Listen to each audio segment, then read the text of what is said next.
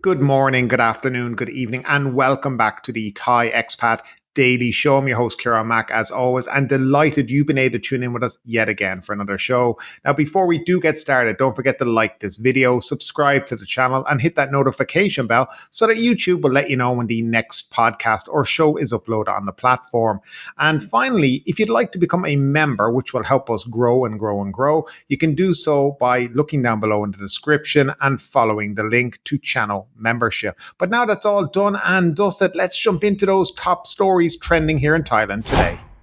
The National Parks, Wildlife and Plant Conservation Department is expected to take a few days to review a request from the production team of Jurassic World 4 to use 3 national parks in Thailand as filming locations. The Department Director General, Khon, confirmed that the production has submitted a detailed plan for filming between June 7th and 28th, which includes location in Hat Chau Mai National Park, Khao Phanom Benja National Park, and Phanya Bay National Park. The plan includes the use of drones during filming, and the department will charge the production 3,500 baht per day with a surety of 2 million baht for the 12-day use of the locations. The contract will also include an appendix detailing the compensation to be paid for any environmental damage caused during the filming period. Attapon emphasized the department's concern about the potential environmental impacts of the film activities and stressed the need for the production to be environmentally friendly. He noted that the department wants to ensure that equipment used in the creation of outdoor settings does not harm the environment and that the filming activities cause the least impact possible. The Director General also highlighted the importance of learning from past mistakes such as those made during the filming of The Beach in Maya Bay and Krabi in 2000. The production caused extensive damage to the environment and ecological systems of the Bay Area by felling trees and bulldozing the beach. The National Parks, Wildlife and Plant Conservation Department will carefully consider the request and ensure that any filming activities are carried out in an environmentally responsible manner. A woman was arrested in Bangkok on Monday for allegedly plotting to have her husband killed. Her husband, Pishet Klipichinda, a 44-year-old businessman, died in Mahasarakam in April, days after surviving a gunman's attack in Bangkok, police said. Wanipa Hamala, 37, was arrested at her home in the Ram Intra area following an investigation into Pishet's death. Although his death certificate cited natural causes, his sister suspected foul play and contacted the police.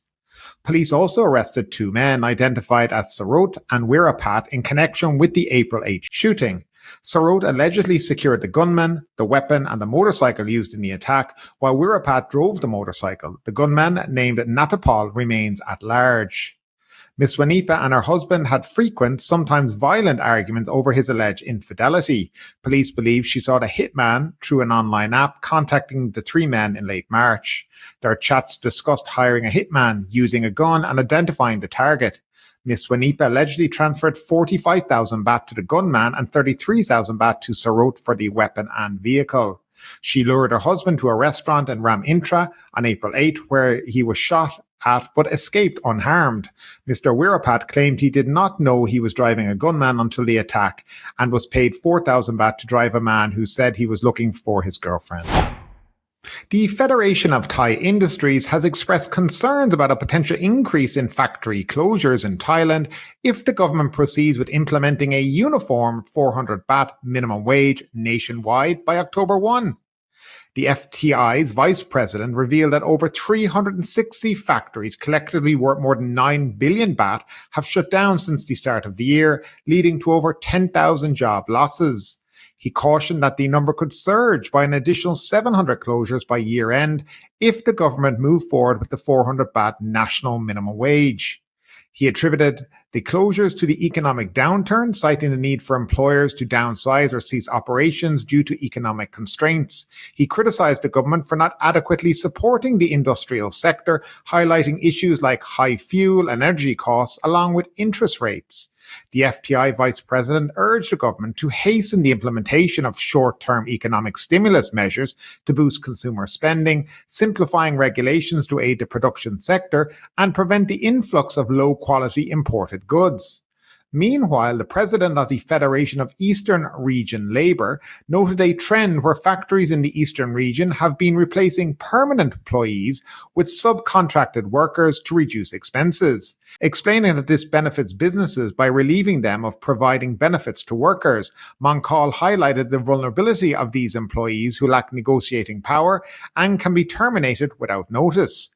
The 400 baht minimum wage has been effective since August 13th in 4-star hotels with over 50 employees in 10 pilot provinces. Should this wage be extended nationwide for businesses with over 50 employees each, approximately 4 million workers constituting 35% of Thailand's workforce stand to gain. Different minimum wage levels ranging from 330 baht to 370 baht have been in place since the beginning of the year, tailored to economic conditions in various provinces. An intoxicated American man was detained after stealing a mobile phone from a female foreigner at Kata beach in Phuket.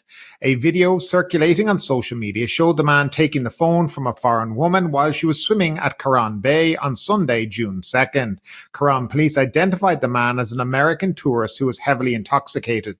The woman noticed her phone missing from the beach, where she left it while swimming near the shoreline.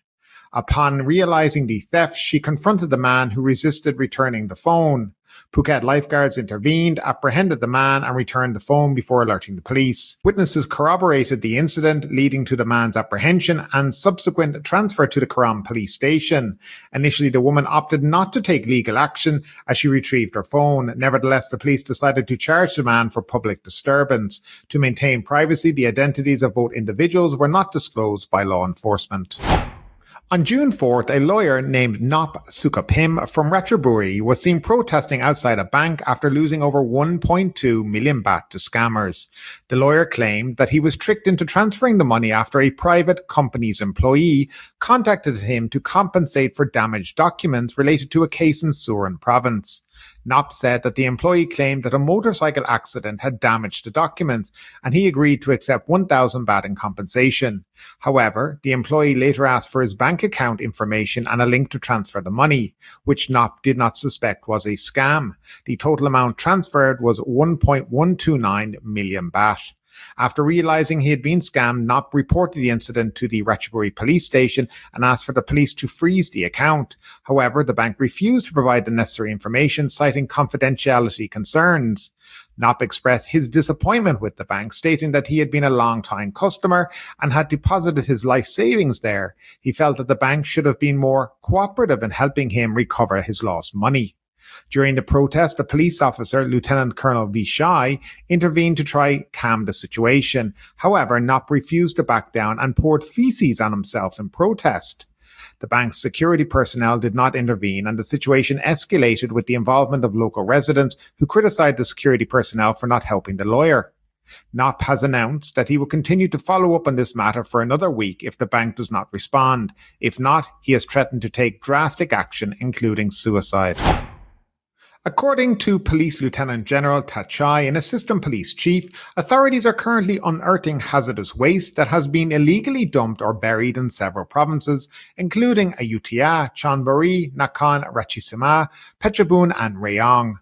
Police Lieutenant General Tachai stated that the police have evidence that 2 companies, Win Process and Aik Utai, have been illegally burying industrial waste in these provinces. Teams are now locating and uncovering the hidden waste.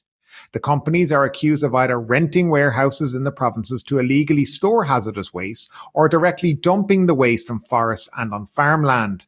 The police are tracing the waste and will take further legal action as appropriate. On Monday, the police found hazardous waste in Utai district of Ayutthaya and in Bangkok district of Rayong.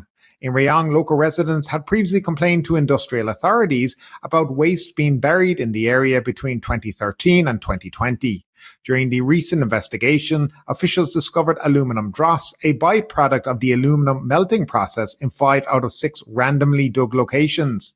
Now, Police Lieutenant General Tachai revealed that the police have already pressed charges against 10 people. The suspect had apparently won bids for the disposal of hazardous waste, but had no intention of properly disposing of it. One of the suspects, Opus Boon Chan, the director of Win Process, was arrested in Phetchabun late last month. The Assistant National Police Chief stated that the suspect is being detained in Rayong and the police will continue to oppose his temporary release on bail. Additionally, the police suspect arson in a fire at a hazardous waste facility in Ayutthaya and are investigating whether the fire in Rayong was also deliberately set. So as we conclude today's episode, I want to invite you to share your thoughts in the comments below. This show isn't just about delivering news, it's about fostering a conversation. Your insights and perspective matter to me. So keep the dialogue alive, like this video, subscribe to our channel and share it with others. Your support means the world to us. I'm Kieran Mack. You've been tuning into the Thai Expat Daily Show. Until next time, take care and stay engaged.